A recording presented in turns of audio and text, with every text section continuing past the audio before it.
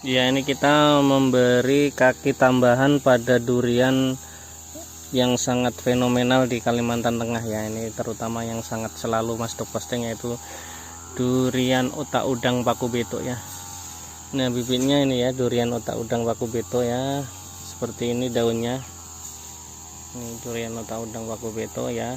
Terus yang di sampingnya ini adalah biji dari otak udang paku beto ya, ini ya. 1 2 nih. Ini sudah kita tumbuhkan sampai segini. Ini kita sambungkan di sini ya buat kaki tambahannya nih, biar cepat hidupnya lebih mantap ya. Jadi ini kita tambahkan di sini nih. Nah, hampir sama ya antara yang dari biji dengan okulasi ya dari durian otak udang paku beto ini. Ya, mudahan bisa mantep pertumbuhannya. Oke ya, durian otak udang paku beto.